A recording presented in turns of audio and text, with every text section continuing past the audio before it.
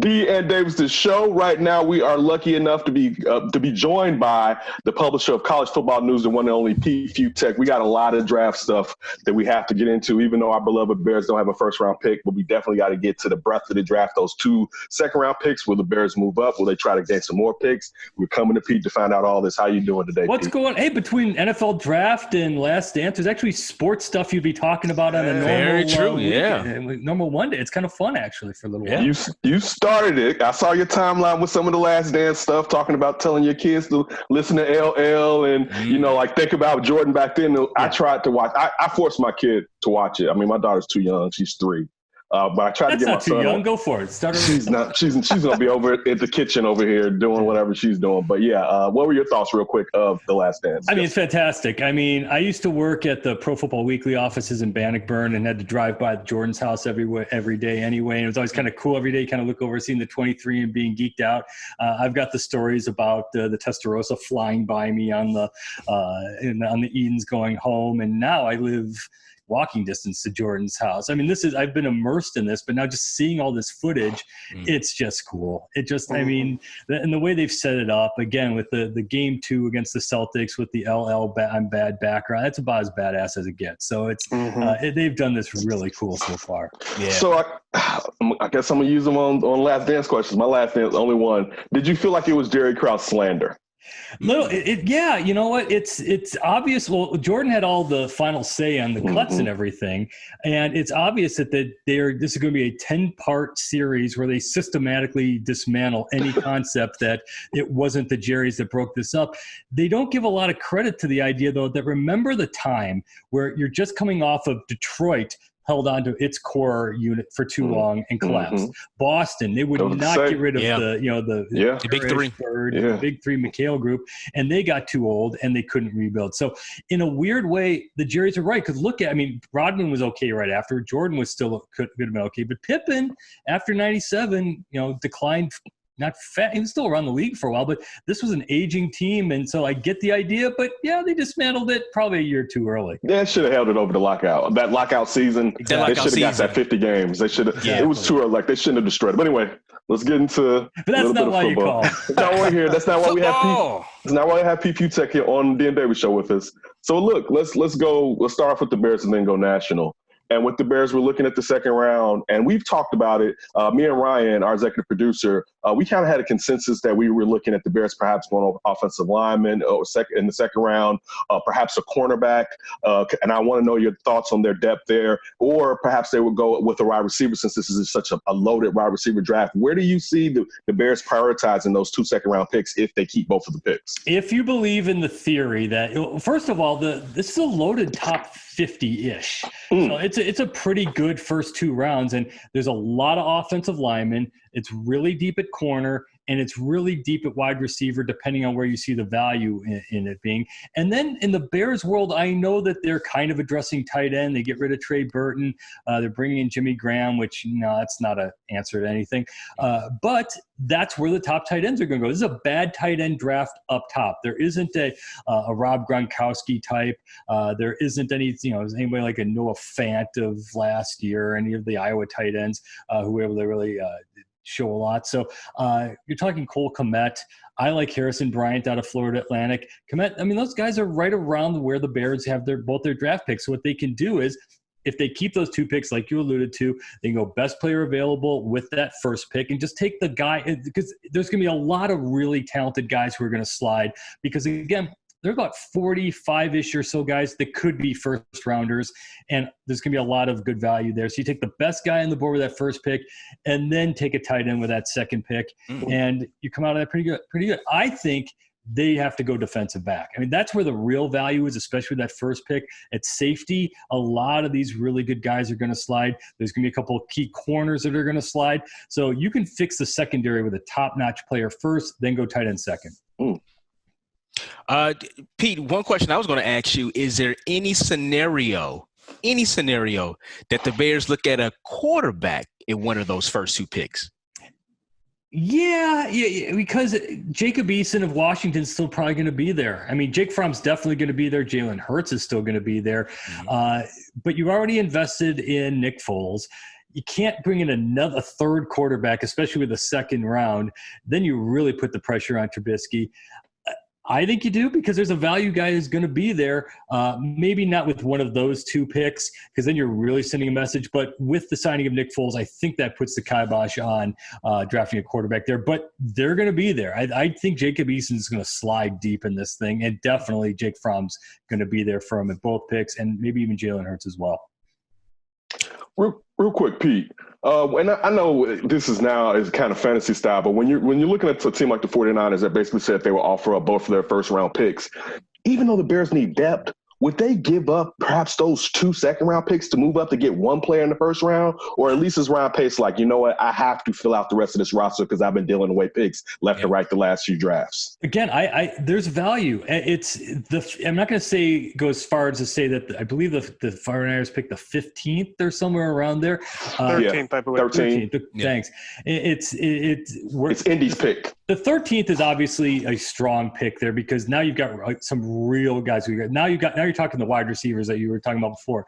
You're either Judy, Henry Ruggs, or CeeDee Lamb's going to slide to that 13th pick. So there's going to be a value pick there at receiver. But again, you need that tight end. The tight end spot is right in the Bears' wheelhouse where they're picking in those 2 picks. And again, best player available, there's going to be a top shelf defensive back, and there's going to be still offensive linemen on the board. And if you really want to go value at wide receiver, a Laviska Shenault, for example, should still be around there. Denzel Mims out of Baylor might slide that far. There's a whole lot of guys that are going to be falling fast in this draft, and that's a really good value slide. I think if you're the Bears, you just hold firm right where you're at. D and Davis show on you can watch us right here online with right now, Pete Fiutak. Make sure you follow Pete on Twitter at Pete Fiutak. Pete, over these past couple of years, where's your confidence level with Ryan Pace being the GM and making these selections for the Bears? All right, from the college perspective, yes. All right, forget that he whiffed on the Trubisky over Mahomes and Deshaun Watson thing, which you're never going to live past. That's going back to Last Dance. That's Sam Bowie over Jordan at this point. But you know what? But he wasn't crazy. Trubisky was. Remember at the time Mahomes was supposedly a project, and Deshaun Watson, I knocked him down because he's dude smaller than me and was already hurt all the time. I said, there's no way this guy's going to be able to last in the NFL. He's going to get hurt, blows out his knee right away. And it was like, yeah, all right, that's kind of, this guy's isn't built to the NFL. Obviously, knees heal, and he turns out to be fine. General managers, if you go really deep hardcore into the stats and say, okay, what is a reasonable thing to ask out of an NFL general manager? It is finding a starter who can start for you for 3 years. And it sounds like a really easy thing to do. It's actually not. If you look at how the drafts progress, and if you just look over the history of the drafts, it's actually really, really hard to find a productive guy who just is a 3-year starter for you. And if you can do that on a consistent basis, you've done your job. If you can do that after the second round, you're hitting gold. And look, you can say, okay, the first round you have to really try to screw it up. The second round, you actually also have to kind of really try to find a guy who's not a real starter. If he happens to be a Pro Bowler or an All-Pro guy, as it turns out, if you look over the body of NFL drafts, it's totally random dumb luck if you get one of those guys. There's just no rhyme or reason to it. And after the third round, it's really just dumb luck. So if you go by that, he's found value. He has found starters after the third round, whether it's, blind squirrel finds nut or not. He has got a good enough roster to work with. The problem continues to be Trubisky just hasn't been the guy yet, and that's it. And that's everything. He's not Patrick Mahomes. Yeah, you have Kevin White, you have Adam Shaheen, you have them first-round picks, second-round picks. Shaheen's a bad, but again, he made up for it other spots with guys like Eddie Jackson and other good parts later on. Look, Khalil Mack. There you go. You got Khalil Mack out of this. And now it doesn't – again, if you like these picks, it's not that horrific a pick. It's Trubisky. Had they just gone anywhere else, and if Trubisky works out – and he still might. If Trubisky turns out to be okay, he's not going to be Mahomes. He's not going to be Deshaun. But if he just turns out to be all right, then his era turns out to be a little bit better. Dan Davis with us right now. We have Pete Fiutak. Follow him at Pete Fiutak. Of course, he's the publisher of College Football News. We're getting all our college news coming up with this draft on Thursday night, which allegedly had some problems in the first round with the Bengals selecting their pick. So it's definitely going to be an interesting watch. And I love the draft, so I'm here for all of it. I'm going to hate looking at those terrible backdrops that the GMs have behind them. It's just definitely going to be entertaining. But look, Pete, one question I had to ask you. Like the 4 top offensive tackles, like which one's going to be overdrafted? When you look at the Giants, and we've heard they want to move down, but if they stay put, they're probably going to end up taking a tackle to protect their brand new quarterback. Is there a chance that one of those top 4 guys could end up in the second round to the Bears? Who would that be, and what kind of potential does that guy have? Yeah, I don't think the top 4 are going to last that long to the Bears, but guys like Ezra Cleveland out of Boise State's probably going to last that far. There are a couple other good tackles that should be hanging around there, but the big 4 that you're talking about, Tristan Wirfs over Iowa, there's my overdrafted guy.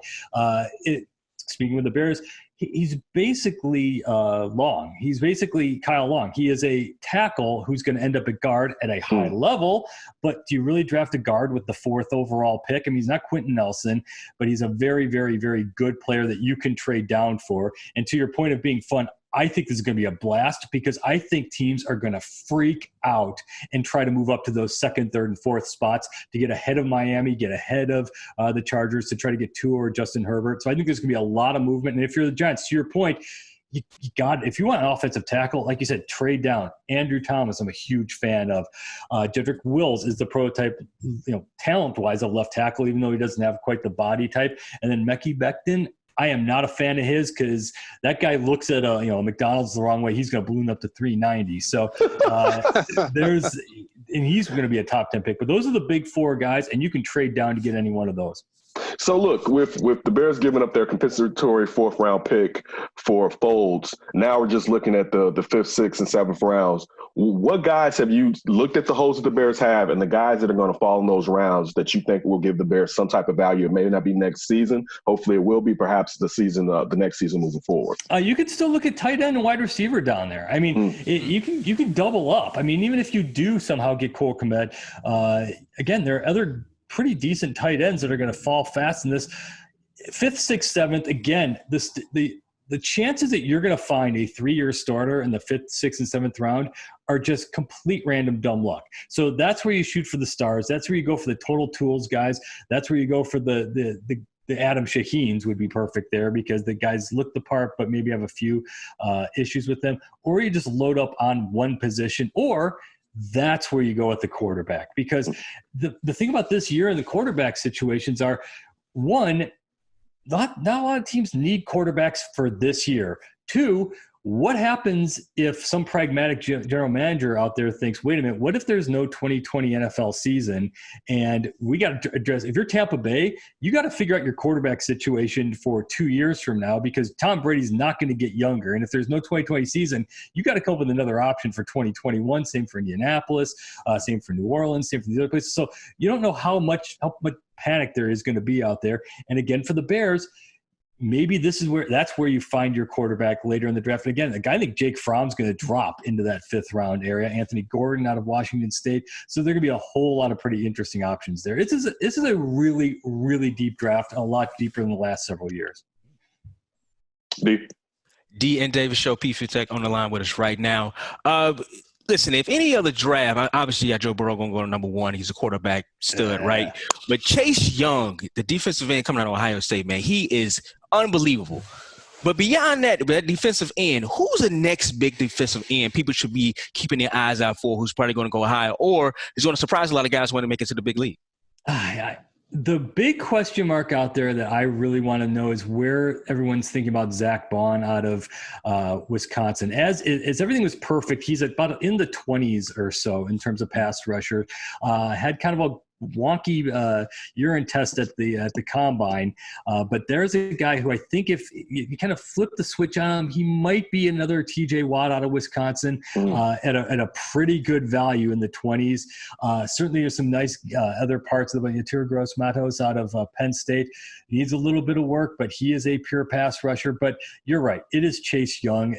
there's your first pick. There's the guy that you're supposed to take number 1 overall, because that is a prototype of prototype edge rushers, followed by a prototype of prototype corner in Jeff Okudah, followed by a linebacker who runs a 4.39 in Isaiah Simmons. And you've got Cincinnati messing around with Joe Burrow, who can't throw the ball, more than 10 feet without pushing a little bit. So this is going to be an interesting top end of the draft, because this might be a few years from now, I'm going, you know what? Yeah, Cincinnati passed on Jordan Love, and they didn't get Chase Young instead. I think this is going to be one of those things where Joe Burrow is going to be fine. He's going to be a good starter, but you got 3 guys who have yellow jacket potential who are going to fall right after that. Wait, so all right, so because you kind of answered the question, so I take it you're more of a Love over a Herbert guy. I like Herbert, because the only knock on Justin Herbert, he's just not a rah-rah sort of dude. He's not Baker Mayfield. He's going to get out there and wow anybody with his personality, but that's the tools guy. I'm a fan of the guys who do things at an otherworldly level. I'll take my chances with the 6'6" guy who can run, throw, has every throw in the book, and that's Herbert. To me, Tua, if he's healthy, that's your number 1 pick, but that's a big, gigantic gift. And then the crazy part about this is, doing the research on just the history of this, ever since Troy Aikman was taken first overall in the 1989 NFL draft, no quarterback not named Manning taken with a first overall pick has won a Super Bowl. It's and actually until Mahomes did it this year, no quarterback taken in the top 10 since 1989, not named Manning, has won a Super Bowl for the team that drafted him. Wow. So if you're looking at history, taking quarterbacks early doesn't really work if you care about winning a Super Bowl, but everyone's going to move heaven and earth to try to get these guys this year. What about the quarterbacks that didn't win the Super Bowl that were drafted number 1 that made it to the Super Bowl, like Cam Newton? I'm sure there has to be a few others, because I would take that, at least a guy that can keep me in contention regularly, or at least maybe a 3-year span, and then he gets hurt, then a buster, basically. Yeah, there's not as many of them as you'd think. I mean, Don McNabb with the 2, and he went to a Super Bowl. There's one other than Cam Newton I'm completely blanking on right now. But if you look at the history of the number 1 overall picks, Andrew Luck, phenomenal player. You'd take that, but didn't win you a Super Bowl. And that's kind of where you're talking, the Jamarcus Russells of the world, even earlier on now, Baker Mayfield, now Kyler Murray, give them time. They still have time. But even past that, Jeff George, I mean, there's just so many quarterbacks out there that this is the guy. This is going to be our number 1 guy. He's going to lead us to win lots of Super Bowls. And again, you're passing on Chase Young for him. You're passing on Jeffrey Okudah for him.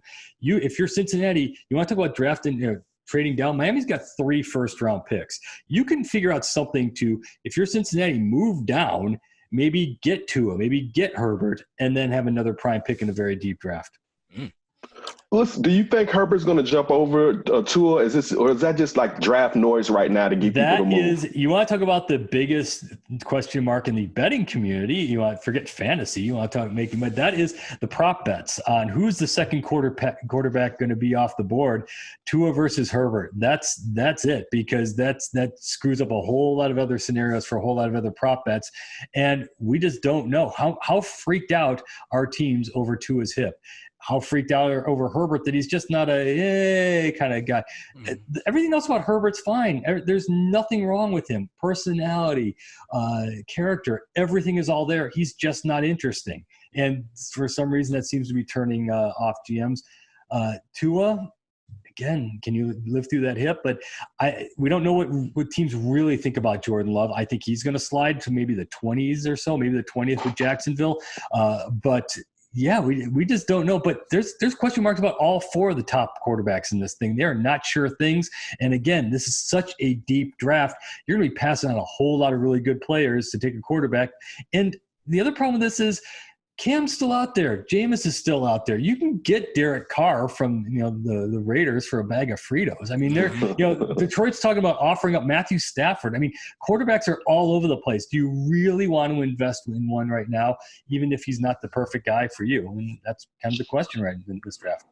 Sticking to quarterbacks, Pete, you look at New England, obviously Tom Brady is now as a Buccaneer. What do you think that Bill Belichick is going to do? And a little noise I've been hearing also too is maybe if Jaylen Hertz falls to them, will he take a chance on him? That would be a whole lot of fun. It doesn't seem like a Bill Belichick move to go quarterback in the first round. It would be more like, let's take our guy in the second or third round and see if we can develop him.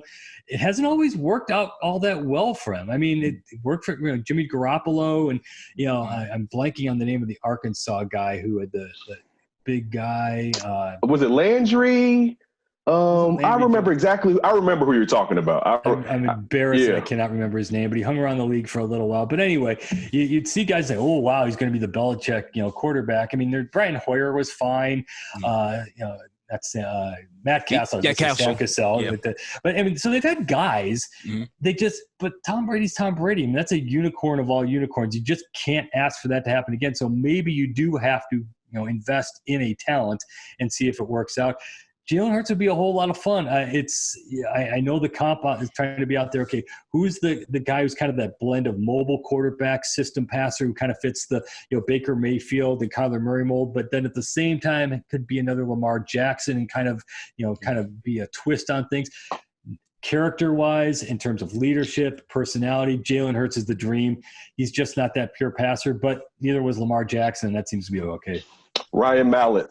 Thank you. Ryan Mallett. Wow. Thank you very much. Right. I thought when he got there that maybe Belichick was going to work his magic and at least pimp him off for a good pick or something like that. Exactly. Looking at looking at the college football news is mock draft. And one thing that I saw, you had Jerry Jeudy going, then Henry Ruggs before CeeDee Lamb. So you think both of them are better than CeeDee Lamb, or you think it's just preference for those teams? Judy's better. Judy's just smooth as silk. I mean, there's no knock on his game. I mean, any of the negatives that, okay, he doesn't really block. Okay, whatever.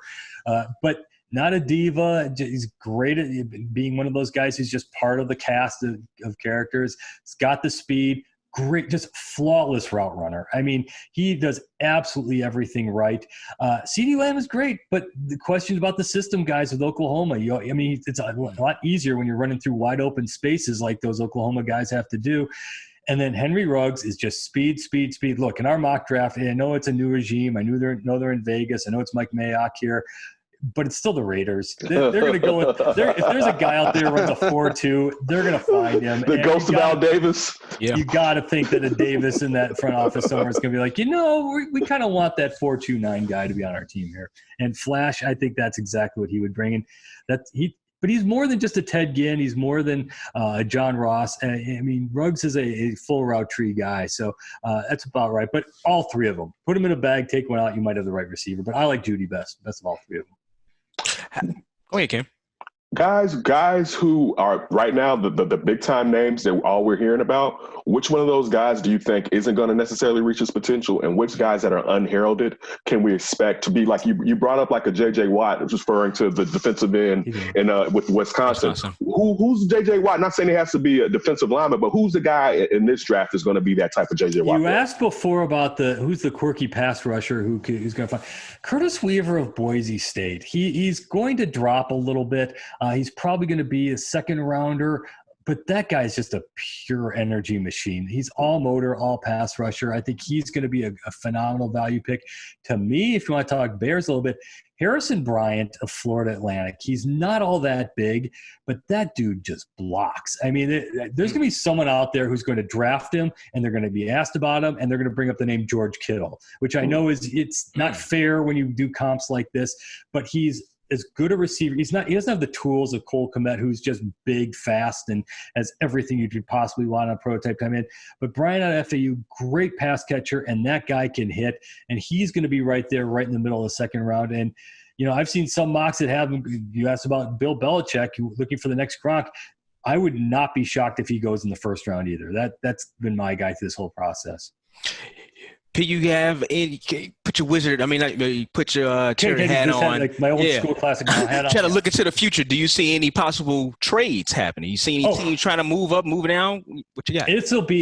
This will be fascinating because, again, and I've pointed this out on other shows and in various articles all week, it's the Trubisky example where, look, I've never faulted Ryan Pace for making that move one spot up, even if he didn't have to get Trubisky. look, you're getting rid of late draft picks. You can get those back. And again, the chances that they work out into a starter or anything big, get rid of him. If he's your guy, if that's your quarterback, you make that one pick move up. And I think teams are going to do that. I think Miami, with all their 3 draft picks in the first round, they're going to have to do something. Otherwise, someone's going to swoop in and take Tua or Herbert at the 2, 3, 4 right in front of them. I don't think that those 3 are going to stand pat because, like you mentioned before, the Giants, if you need an offensive tackle, you can move down and get a pretty good one.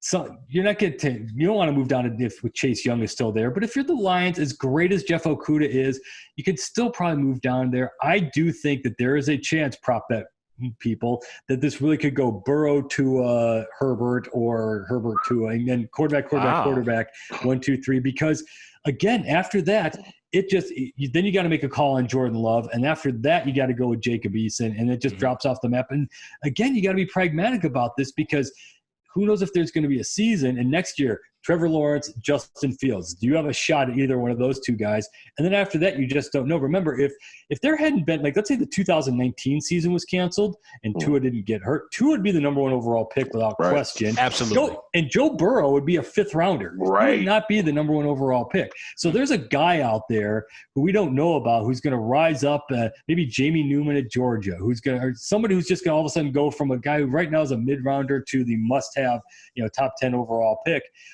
We don't know who that's going to be, and we don't know who that is. So if you're a general manager and you're thinking 2 years ahead, 3 years ahead, maybe you think, you know what? Let's sell the farm now, get our quarterback. Let's develop Tua. Let's develop Herbert. And if there's not a season, hey, we get a year to develop this guy, get him to learn the playbook, and he can hit the ground running in 2021. So, Pete, how's everything going with the shelter in place with the family? Are you going stir crazy? But I'm sure you're happy that everybody's safe regardless. I would rather have it be 75 and sunny where we could take walks outside or just get outside a little bit more often. All my friends in LA and other places who are whining and crying, and then they're crying from their pools. It's like, okay, that's too bad for you. But you know what? They're fine. We're all healthy. Yeah, everyone's kind of sticking around here. And fortunately, thank God for TikTok. Thank God for cell phones and streaming services. So everyone kind of has their own thing. I can't get anybody to watch the Bulls doc, but hey, that's, you trade these things out a little bit here and there. Hopefully you guys are staying safe as well. Yeah, I'm having issues with the video games with the oldest one. He went to grab his Switch today, and I was like, when did it become like your prerogative to think you're going to play Switch every day? And I made him write this report last week about why CEOs and people in tech industry don't allow their kids to play on these devices, and he had to go investigate or whatever. So it seemed like he got it and understood it, but then it's like, oh, so you're going to keep doing the same thing anyway. That was the only issue, was just like, and of course he needs something to do. We try to give him something to do, but that's the only issue with keeping him preoccupied and also not just letting his brain turn to mush. And that's gone. But the number 1 piece of parenting advice I ever received when my kid was all happy and I tried to give her something else back when she was a little baby, was like, what are you doing? Your kid's happy. Just let it go. Just survive in advance. Charles Davis's line, shorten the game. Make sure just whatever you have to do is just, let the clock run out of the game. If it happens to be video games, happens to be anything else, just let it go. Yeah, I would say the good thing about me, my wife's a teacher. So she's doing her e-learning thing, but also I woke up this morning, Grace had a full schedule. I was like, whoa, Daddy would not have thought of that. But thank God Mommy did. and it's working pretty good. So, yeah, same thing over here. Yeah, so it's it stinks that there's no sports. Hopefully they come up with something fast, so we're not sitting here talking about classic games in the near future. But and obviously, all that matters is keeping everyone safe, and that's what every league right now is trying to figure out: is how do we get guys on the field, and how do we make sure that they're safe, and let's go from there. Pete, we definitely appreciate it. Everybody follow Pete Tech at Pete Fiutak. Also, make sure you check out collegefootballnews.com. Get all that football information. Listen, this is the only sports right now outside of The Last Dance we're going to get. Yeah. So you better eat this draft up as much as you can, even though we don't know what's going to happen with the season. At least if you like playing GM, which I always love, this is one of the best times of the year. I don't care if the commissioner is doing it at a bus stop I'm there to watch it. So, Pete, we always appreciate it. And you and your family, please stay safe. And next time I'm doing this, by the way, I'm going no hat. I'm just going to let no hat. Go for it, Pete. I'm just going to let it float. Just start flicking it. Just go from there, yeah. The Bears are going to get to this. Take us out. All right, thanks, Pete. And everybody out there, make sure you follow us on DN Davis Show, Facebook.com/DN Davis Show, and on Twitter @DN Davis Show. Same thing as Instagram. And make sure, keep your hands to yourself.